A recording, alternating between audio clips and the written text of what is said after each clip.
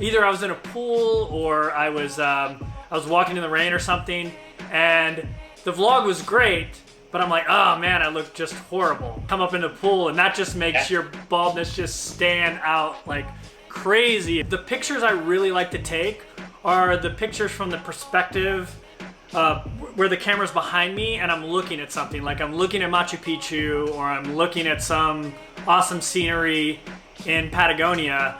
But 99% of those pictures I couldn't stand looking at because there was this like bald spot in the back of my head. How's it going, everyone, and welcome to this video. Today we've got Kevin back here, back on the podcast. How are you? You know, how's it going? Yeah, it's great. I'm doing well. Yeah, I'm loving it. Yeah. Loving it, right? You're looking good. You know, it's been a day or two since you shaved it off, and you mentioned in the video might need a little bit of getting used to. Have you found that, or have you just pretty much just, you know, gotten used to it? How does it feel? Yeah, it's still weird when I look into the mirror and see myself for the first time in the morning and everything, but I really like it. I mean, I'm really happy with it. I love it, actually. And I don't know if you've noticed, but I've been all over Instagram posting pictures. I've been going to like Buddhist monk temples, so it kind of like fits right in with the haircut, which is kind of cool as well. I love that, and I really loved everyone's reaction. You talked me through the actual process. You know, you had your friends there helping you, and really the reactions straight away were all positive. Yeah, it was great. We were actually supposed to film it outside at the co-working space I work at, so there would have been a lot more people there, but we had to switch it last minute because it just started pouring down rain here in Thailand, and so luckily. Those three ladies volunteered to come up and shave it for me, so we could have that kind of video, and they were great. They were, you know, you never know. You know, friends are always going to tell you whether it looks good. You know, it looks good, but I really think they were being genuine. Yeah, it was great. It was a great reaction. And the reactions from the video that you posted have been great because those are people that don't know me from Adam. So. I like it more when you get reactions from people who don't know you. Yeah, no, that's a good thing about, you know, putting it out there, and obviously the views are gonna far exceed the amount of subscribers that we have and stuff. So just genuine reactions, because we spoke about it before as well, and you know, people online, the anonymity of it all, you know, no one needs to be nice for no reason, right? So then for that reason alone, you know that it's, you know, genuine reactions. And yeah, I could see, you know, the ladies that were helping you there at the start, you know, I know one of them have voted no, you should keep it, and, you know, a little bit unsure, but afterwards it was a resounding yes. You know, everyone said, oh yeah, it looks a lot better. What's funny about that, her name is Abby, and she's a huge tennis fan. So the second the Andre Agassi thing came up, she was like, oh, yeah, I think I like it now. She was a no, but then she changed to a yes. And just you know, I've known her for 6 months now. She's a lawyer as well. And if she didn't like it, she would definitely tell me to grow it back. I could definitely see the resemblance as well. And actually, in our initial interview, I was thinking, it's either Agassi, or I don't know if you follow football or, you know, soccer, but the guy who manages Man City, so definitely a comparison could be had there as well. One thing I want to touch on is, you know, because you'd been dealing with the whole hair loss thing for quite a few years. Do you think, looking back now, could you have taken that step sooner, or do you feel like that, or do you think it was the right time? You know, this was definitely the right time? Yeah, I think it's a combination of both. Like, I mean, obviously, I waited for some reason, so doing it now was the right time. But now that I've done it and I'm getting comfortable with the look, I'm like, man, why didn't I do this 10 years ago? I think it's a little bit of both. Like, now is the right time because it's just when I finally got the courage to do it.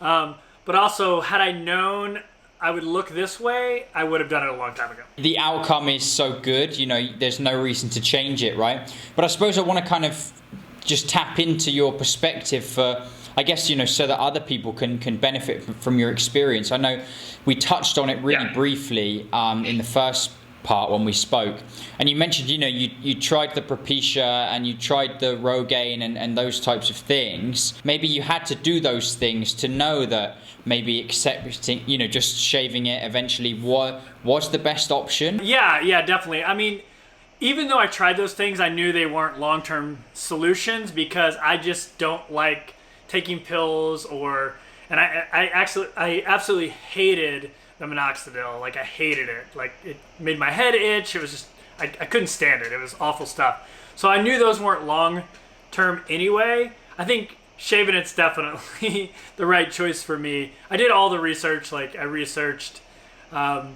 getting the hair transplant, getting some kind of wig glued onto my head, and it's just, that stuff's just all so many problems, and odds are you're not gonna look that great with it, and most people can pull off looking great with a shaved head. I mean, there's very few people that I think can't do it, and that's usually their own like opinion that they can't do it. I suppose you're looking forward to being able to take those plenty of pictures now. You won't be thinking about, you know, having to sift through them and check that those pictures, you know, which pictures are good or not. Yeah, it's funny you mentioned that. The pictures I really like to take are the pictures from the perspective where the camera's behind me and I'm looking at something. Like, I'm looking at Machu Picchu, or I'm looking at some awesome scenery in Patagonia, but 99% of those pictures I couldn't stand looking at because there was this like bald spot in the back of my head. And now I'm just like excited about shooting them from behind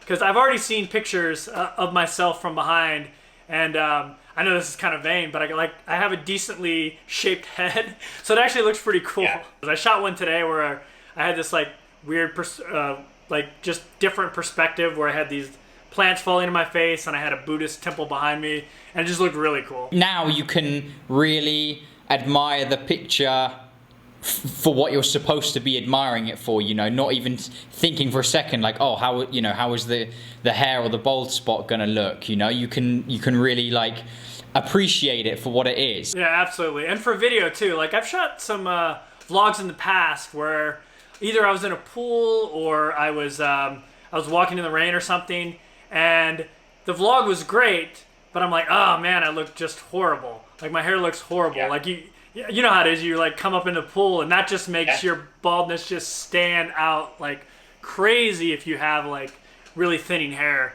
And I just hated the way I looked in a pool, and I love swimming. I actually just came from the swimming pool in this building. It just felt so good to not even think about that when I came out of the water, you know. I love that. And convenient too, you know, not to mention convenient, especially when you're traveling and things like that.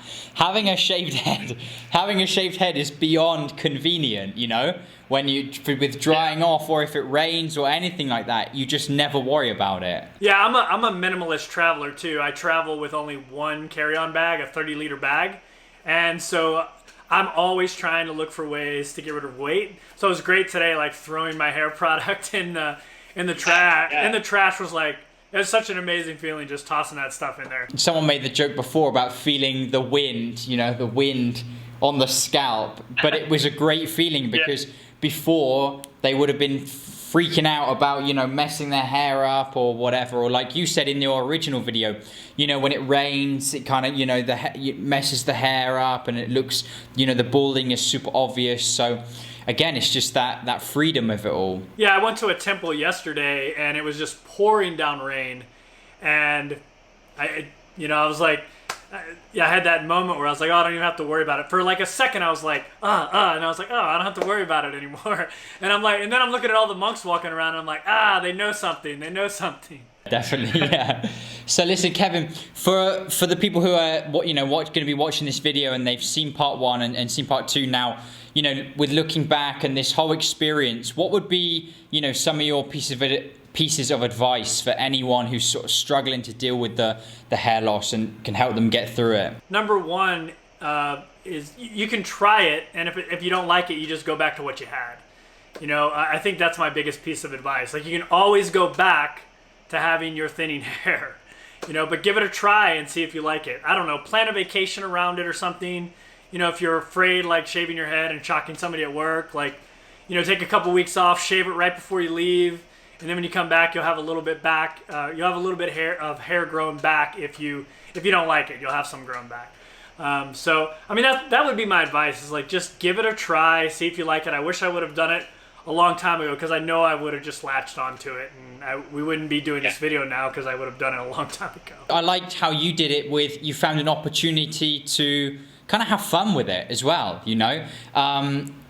You know, you had fun with it, you got some other people involved, and even if someone might be on the fence about it as well, that you're almost sort of, the way you did it as well, by you know, you said before, I'm going to do this. And you're kind of accountable then, because I've spoken to a lot of guys before who say they pump themselves up and they say, all right, I'm going to do it. And then when the time comes, you know, I can't do it, you know, and they sort of back out, and maybe they'll try again and they back out. And I think if you can find a way to, I don't know, get other people involved, hold you accountable, you know, give you that extra bit of confidence boost and have fun with it, I think that's a good way to go about it as well. So it was nice to see, you know, getting your fellow travelers involved and things like that. That's why I really like your channel too. I think anybody who is thinking about doing this should like contact you, and then they'll do that first video, they'll have that accountability video, and then they can shave it off. And the cool thing is you get feedback right away. So you'll get feedback from your audience, which in my case has been like almost 100% positive. I think there were a couple remarks in there, but they were more like just funny. They made me laugh. But but I mean, I'm on YouTube, so I know all about negative comments. And when I'm scrolling through the comments on the video we did, I'm surprised by how few negative comments there are, because if people will be negative on YouTube. If there's something to be negative about. So it's been, you know, it's kind of humbling, but it's also great. I think you have like 400 thumbs up and no thumbs down. I don't think I've ever had a video with no thumbs down. Find a way to get some people involved, and like you said, almost hold yourself accountable and just go for it, really. You know, I seems like you've got absolutely zero regrets, you know, looking forward to the future. And once again, thanks for coming on, sharing this experience with everyone, with the channel. And to everyone who's commented on that video and got involved, you know, thank you as well, because it goes a long way to giving people that confidence, not only to go for it, but also after they've gone for it, you know, and they get that positive feedback, it helps a lot. And it's funny actually, every time a guy will comment like, oh, I'm thinking of going for it, or oh yeah, I'm gonna do it, you know, I always get in there and I say, now you've got to do it, you know, and we'll be here to congratulate you when you do. Yeah, and your subscribers jump in and do that too. I noticed a few people were saying, hey, I'm thinking about doing it, and your subscribers jumped in. You know, I think one guy was like waffling back and forth between doing it the way I did with like with a pair of clippers, or to like go straight to the blade. And I think someone gave him advice like, hey, do the clippers first, you know, and then wait a little bit, let the sun hit it, and then hit it with the blade later. So that part of it too is great. Yeah, I love it about the channel. We've built a really like good community here, you know, a positive one, a very engaged community, and that's what this whole movement needs. So to everyone listening, everyone watching, you know, thank you so much for that. And Kevin, once again, good luck with the travels. We're all subscribed. You know, I'm sure you got a few more subscribers, and I certainly did as well. So I'll be looking forward to seeing the rest of your travels and seeing those pictures on Instagram. And stay in touch, and we will speak to you soon. Yeah, definitely. Thanks for having me, and I'm looking forward to seeing more videos like mine from other people. Fantastic. Thank you.